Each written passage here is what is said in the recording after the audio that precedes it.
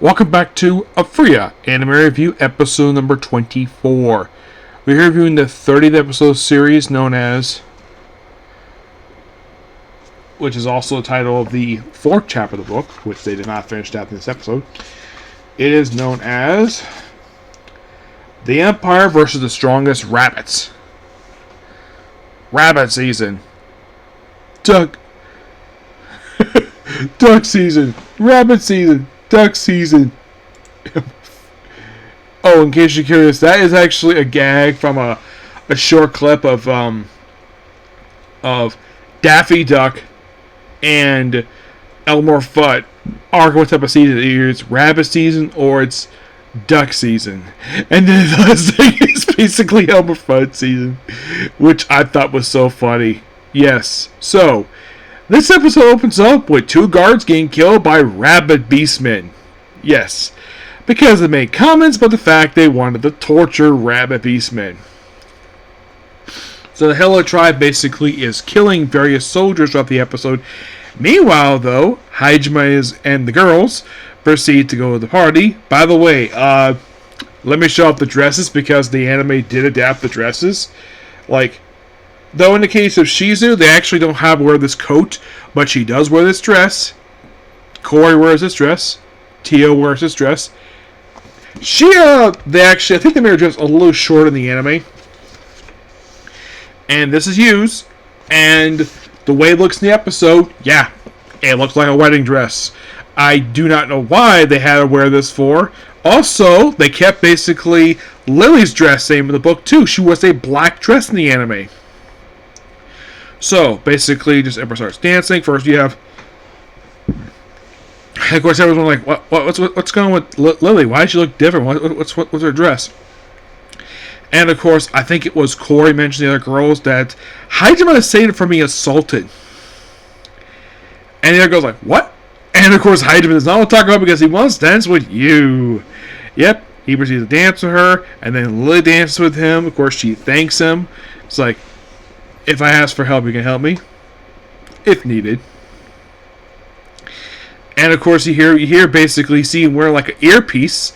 Well, as an earring over here, you're like Alpha, Data, we're gonna kill these people, and this is so fun. This is kind of hilarious. Like they're basically killing of course, mentioned, oh yeah, these children are basically in custody, not killed, taken into custody.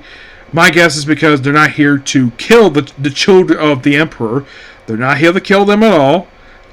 Maybe this is a way they're referencing basically a story I was really hoping adapted for the anime. But my guess is it might be adapted for the very next episode as a flashback. The story, the thing I'm thinking of is when Lily's brother saves the young daughter of the Emperor in the episode from being killed by a rabbit beastman. Which, how brave of him to do, and of course she falls madly in love with him. Yep. That did happen, by the way. But not in this episode. So, not surprised it wasn't here, because that can be explained as a flashback. So, and of course, basically you have Lily going around, so of course the answer Hajime. Of course her soon-to-be, well, we'll get to that. Or the Crown Prince basically just doing whatever. And then you have the Emperor make a speech, like how strong the Empire is, and then the power goes out. And that's when the Hello Tribe basically attacks and kills a lot of the soldiers. And the Emperor puts up a very good fight in the episode. My gosh, this guy's a freaking badass. Using one sword to block a bunch of arrows. Shows the fact how strong, there's no denying the fact the man is basically earned the title of Emperor because he's really that damn strong, good with his sword. Despite the fact he also is attacked by the leader of the Hajime tribe, which is of course which basically Shia's father. Shia proceeds to slip out of the party to kill the man who murdered basically members of her family with a giant mallet. Yep. Oh, you tossed away your hammer. She's like, nope, not really. And also it's kind of a partial gun, shoots some of them, basically blown to pieces. Yeah, and then he's killed by, get this, so he's like, oh, I'm gonna send you to the moon. By basically hitting him so hard, it basically sends him right through a skylight to the freaking sky. And yeah, he's dead. and of course being down, but he's not out just yet. Then the chief of the tribe, who is disguised as a ninja. Yeah, disguised as ninja is probably Heideman's idea to do this. So basically, here's basically he demands, like, he wants to free the slaves from a non-aggression and non-interference pact. I think one of them basically was like make it the law, and basically go free. He basically denies at first, and he's like, "Do it." And he just blows something up. Like, what'd you blow up? Slave barracks. Well, the slave master barracks, and he blows military installation. And he runs to some random place. They don't say what the third place was in the episode, and then we went to the fourth one. He's like, "Fine, I'll do it." And then he basically accepts defeat. She basically is like very happy she managed her family in this episode. And then, of course, basically the Howler tribe basically all leave, go to the rooftop, and of course Heidemann tells them, "Well done." They all celebrate, and that's the episode. An excellent episode. From what I can tell, reading the book, it kept a lot in. If you're curious, it adapted pages 241 to 299. Yep, that's almost the entirety of chapter 4, except for the last 10 pages of the chapter. Excuse me. So my guess is that our next episode, episode 6, will finish adapting this book. Probably adapting the last 10 pages of this chapter, plus probably the entirety of chapter, probably entirety of the epilogue. Which, if you're curious, the epilogue is only 9 pages. So it should not be that difficult for the anime to adapt pretty much the rest of this chapter and the epilogue. My guess is they might also have a partial start to book 8. Possible next episode. Yeah, and if you're curious, with this very episode, because we're 5 episodes into season 3 for the show, which still, it's good. It's really good. Nothing bad here per se. Nope.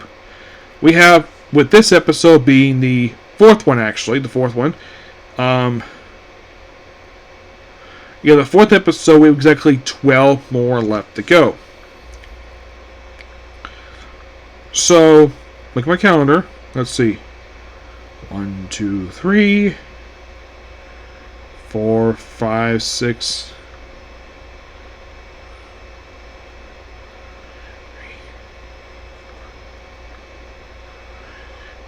8.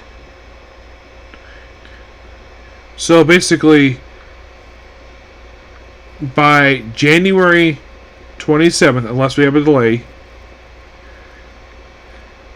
that's probably when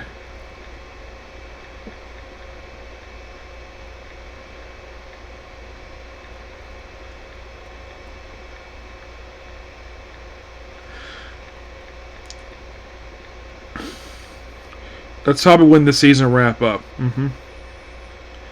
Yep. And I think so.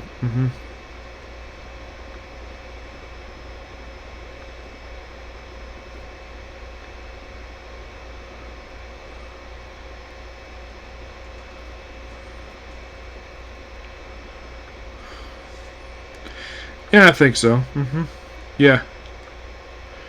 Though, despite the fact this is wrapping up next month, well, actually in 2 months, actually, yes. The only anime I know for a fact I can confirm that it is wrapping up next month is As the Rinkai Rescues My Praise in the World. This will air its final episode, where my think it's not taking a break off. It will air it 3 days for Christmas. Yep. That's probably when they're going to release it anyways. Yes. But yeah, that's going to be pretty much it for this particular review. Please be sure to like, comment, subscribe, turn notifications, and do not hit the like button. Well, next up we have is Spirit Chronicles, and I think I have time basically this one too. That being the first episode of Season 4. I think Season 4. Yes, Season 4 of Blue Exorcist. Yes, they finally released the first episode dub. They didn't even announce it. It just got released yesterday. I didn't see an announcement for it. I pay attention to all announcements related to Crunchyroll, and there was no announcement oh, they released W episode today. Okay. Either they didn't upload it, or maybe I missed it. I'm not sure. Yep. But until I see you next video, bye.